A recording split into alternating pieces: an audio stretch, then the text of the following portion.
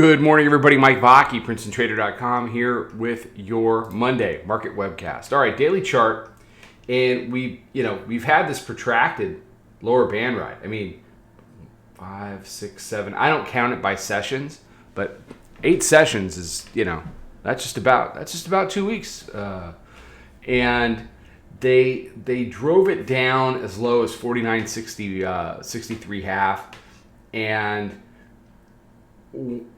on the retest of the 100, I haven't done one of these in a while. Back on the 19th, they had an opportunity to convert the 5,000 area, and they just couldn't get it done.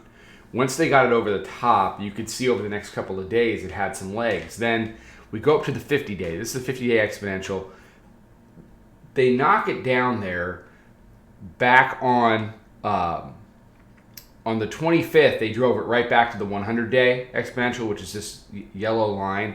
They bounced it, and when they made the higher high on Friday, really the only thing they could do is take it back to the 20-day. And in the middle of all this, they blew weekly pivot. They blew the 9-day, which is here. So what we are getting first thing this week is a retest of the daily middle band, the 20-day simple moving average, which is sitting at, call it 51.54. Globex high right now is 51.47. I fully expect to test a full-on test of this level, if not today, this week. So one of the baseline assumptions that we have always made, baseline assumption about the tape is tapes that want to live between the middle band and the lower band are sell rallies tapes. Tapes that want to live between the middle band and the upper band are buy dips tapes, okay?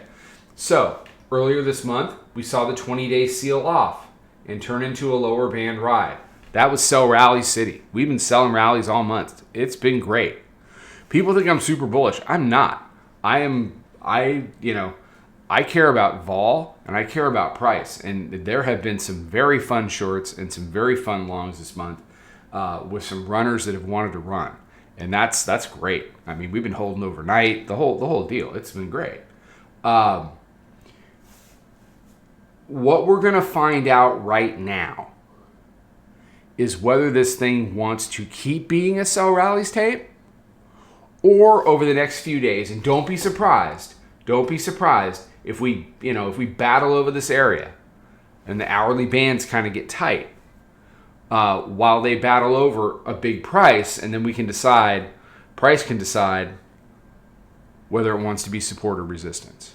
So we're heading into this middle band battle. So have the bears had a great last 5 sessions or so? No. In the long term, does it matter? No. And actually, it could be very long-term bearish if they come up here, deal with this 20-day, sell it off, and break this low. That's a very bearish scenario. But it's on the table. You can't say that it's not after this rundown that we've had. And yeah, you get rallies. You can't, sell rallies tapes. You can't sell a rally without a rally. People get so upset when it rallies. Well, sell rallies. You can be long. You can stand aside.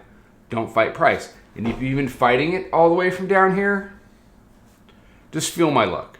It's why? What for? By the time the thing turns, if it turns, you're gonna, your perpetual adding, whether it's some, idiot option strategy or just a bunch of futures or whatever the hell it is people are doing out there, you're gonna be broke and exhausted when it makes the turn, and then you're not gonna be there, and then the FOMO kicks in, and it's not worth it. Can't sell rallies without a rally. You can be long. You can stand aside. Don't fight these things short. And there have been opportunities to be short during this entire situation. But as long as you were honest with yourself and objective about what you were observing on a chart, there were tons of opportunities to take big short runners and get into dip buy longs, not necessarily at the lows. I don't do that stuff. but within a reasonable turn, and then ride that wave to the upside. It's been a good trader's tape, very good trader's tape. Take advantage of that. Don't get ideological. Don't get stubborn. If it wants to be two-sided, you be two-sided. Oh, I just can't buy. Why? Oh, I just can't sell. Why? There's no good answer that comes after that question. So if you find yourself saying that to yourself, you really got to take a step back and really reevaluate how you're doing things and how you are psychologically approaching the tape. All right. So one scenario is we come up here, they can't get through, they knock it down. The other scenario, probably more likely, we bang it around for a while and then it decides what it wants to do. But, immediately converting this, coming back, testing it as support, and running off to the upside sounds great, but that's a pretty low probability outcome, and I think it would take some kind of news. And I'm not sure, looking out over, over the globe here, what that good news is going to be. But whatever. That's why they call it news. It just kind of happens. Let's look at the hourly chart. So it's a little bit of a consolidation, little fits and starts here and there since Thursday. If this wants to battle over the green line, that's your 20-day, it'll come up a little bit, it'll shelf, it'll hang around, and not do a whole heck of a lot.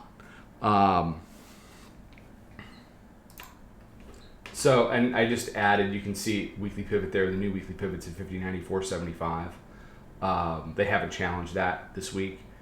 If they're going to create a trading range, if they're going to create a box to fight over, the natural box to create would be between the 20-day and weekly pivot. And that's, look, I'm not complaining about 60 handle trading boxes. Again, that gets back to it's a good trading tape. It's a good trading tape.